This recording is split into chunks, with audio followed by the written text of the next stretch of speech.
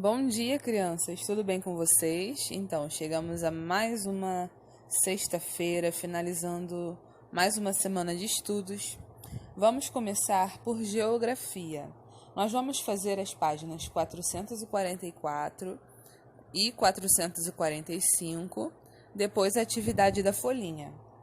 Nessa atividade, nós vamos aprender um pouquinho sobre os povos indígenas que habitam aquela região. A região centro-oeste que nós estamos estudando. Então vamos lá. A população indígena, em sua grande maioria, enfrenta uma complexa e acelerada transformação social e, por esse motivo, necessita de novos meios para sua sobrevivência física e cultural. Entre os problemas que os povos indígenas enfrentam estão as invasões, degradações territoriais e ambientais, a exploração sexual, o aliciamento e o uso de drogas, a exploração de trabalho, inclusive infantil, a mendicância, o êxodo desordenado, causando grande concentração de indígenas nas cidades, entre outros. Em geral, os indígenas dedicam-se a atividades como agricultura, pecuária, artesanato, garimpagem, caça e pesca. Nos povos, há divisão do trabalho de acordo com o gênero e a idade. Geralmente, as mulheres cuidam das roças e fazem objetos de cerâmica e cestos de palha, enquanto os homens caçam, pescam e constroem objetos como arcos, flechas e canoas. Os indígenas mais idosos possuem papel fundamental, pois representam o conhecimento que é passado de geração para geração. Muitos costumes dos povos indígenas atualmente estão relacionados à prática dos seus antepassados. Viver em grupo, em aldeias que reúnem várias famílias, considerar a terra um bem de todos e viver em harmonia com a natureza são alguns exemplos de práticas que vêm dos antepassados. Por isso, a maioria deles luta por viver em suas aldeias e ensinar as tradições para suas crianças. Da mesma forma se dá a relação dos povos indígenas com a natureza. Muitos indígenas estudam alternativas para que cada vez mais utilizar os recursos naturais e, ao mesmo tempo, preservar os elementos que compõem a natureza, isto é, todos os outros seres vivos, a água, o solo e o ar. Para isso, utilizam os conhecimentos que detêm e foram transmitidos por seus antepassados. Além disso, aprendem outras formas de preservar a natureza, desenvolvidas por povos não indígenas. Ainda hoje, algumas pessoas pensam que os povos indígenas são todos iguais e vivem da mesma maneira. Se vestem, alimentam-se do mesmo modo e falam a mesma língua. Entretanto, esse pensamento não está de acordo com a realidade. A região centro-oeste é a terceira maior concentração de indígenas. Na região, os povos habitam em reservas e parques indígenas, como o Parque Indígena do Xingu, no Parque Indígena do Araguaia, na Ilha do Bananal e na Reserva Indígena Chavante e Reserva Indígena Parecis. Em muitas cidades, as aldeias estão localizadas nas chamadas terras indígenas, que pertencem a todos os membros da aldeia. Nelas, os indígenas produzem os alimentos necessários à sua sobrevivência e são responsáveis pela preservação do meio ambiente, por construir escolas para as crianças e viver de acordo com os seus costumes e tradições. A demarcação de suas terras é uma conquista dos povos indígenas brasileiros, assegurada na Constituição. No nordeste do Mato Grosso, encontra-se uma das mais conhecidas reservas indígenas do Brasil, que é o Parque Indígena do Xingu, criado em 1961. No parque encontram-se 16 grupos indígenas, como os Camaiurás, Walapites, Uaurais, Calapalos, Aetes e Quipengues, distribuídos em uma área de 27 mil quilômetros quadrados, em áreas de floresta amazônica e cerrado. Embora os povos indígenas falem idiomas diferentes, Em alguns grupos são bastante semelhantes, e há entre eles o esforço de uma boa convivência, que se manifesta nas trocas de produtos, nos casamentos intergrupais, ou seja, um índio e uma índia de tribos diferentes se casam, nas festas e cerimônias compartilhadas e na preferência pela carne de peixe e da caça. A cerimônia mais importante entre os indígenas do Alto Xingu é o Cuarupi, uma celebração em homenagem aos mortos da aldeia. Você sabia que o Brasil tem 240 povos indígenas, 150 línguas diferentes e somente 818 mil indígenas que vivem em cidades rurais e urbanas de quase todo o território brasileiro? Os indígenas foram povos e são povos, muito importantes para a nossa história, atribuíram muitos aspectos à nossa cultura e devem ser respeitados. Então, de acordo com o que nós aprendemos sobre os índios, você vai responder aí as perguntinhas da página 445. Então, número 1. Relate as características da população da região Centro-Oeste. Como nós estudamos, a região Centro-Oeste ela é pouco povoada. É constituída por brancos, caboclos e indígenas. Número 2. Explique o que cada profissional a seguir desenvolve em sua atividade.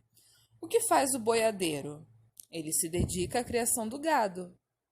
Garimpeiro trabalha com a mineração. Ervateiro vive da colheita e preparação da erva mate. E o seringueiro trabalha na extração do látex. Número 3. Existe diversidade entre os povos indígenas, isto é, os povos indígenas brasileiros não são iguais, são vários grupos e tribos diferentes. Com base nessa afirmação, aqui está pedindo para você fazer um trabalhinho em dupla, mas como não podemos, vocês vão fazer de forma individual. Você vai escolher um dos povos que vive na região centro-oeste do Brasil e vai fazer uma pesquisa, tá bom?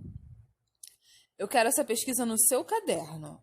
Você pode colar figuras para ilustrar o seu caderno, para deixar bem bonita a sua pesquisa. Não deixem de fazer, porque como sabemos, ainda não podemos fazer a avaliação nem a prova na escola. Então, a nota de vocês está sendo atribuída de acordo com a participação nas atividades e nos trabalhos que a tia envia a vocês. Então, façam com bastante capricho para poder ficar com uma nota boa.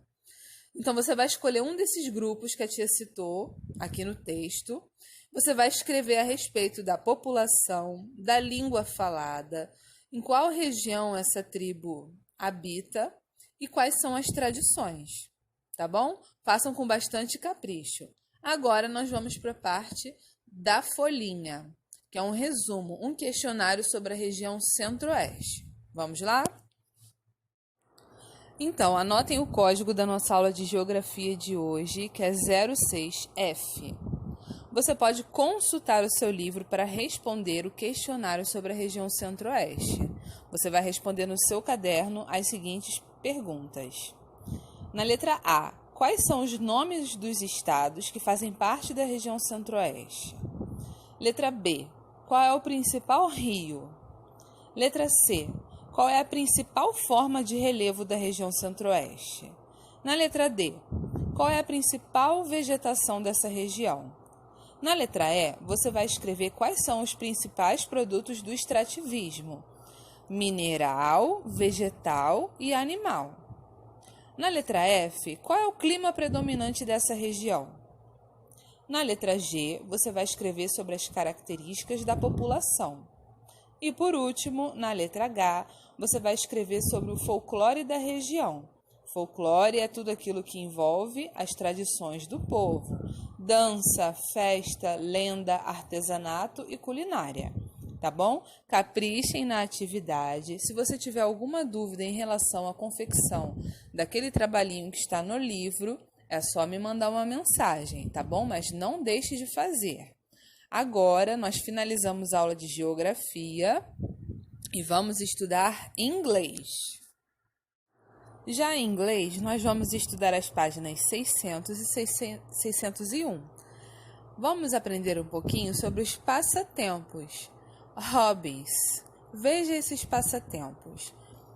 Colecionar selos, colecionar figurinhas, colecionar revistas em quadrinhos, colecionar bonecos em heróis, brincar e colecionar carrinhos de brinquedo, brincar e colecionar bonecas. Todas essas atividades são consideradas passatempos. Você também pode colecionar pipas, jogos, adesivos, entre outros. Então, na página 601, nós vamos responder. Número 1. Relacione. Nós temos aí cards, stamps, cars, dolls, CDs e comic books. Vocês vão ver a figura e associar o nome correto. Então, vamos lá. Cards significam essas figurinhas que vocês gostam de brincar, né? Naruto, Dragon Ball Z. Então, você vai observar aí a figura e colocar a letra correspondente. Letra B. Stamps. Stamps são figuras. Letra C. Cars são carros. Letra D. Dolls são bonecas. Letra E. CDs ou CDs, né? E por último, letra F. Comic books são revistinhas em quadrinhos. No número 2, nós vamos responder. Do you have a hobby? Você tem algum passatempo? É a resposta pessoal. Yes ou no?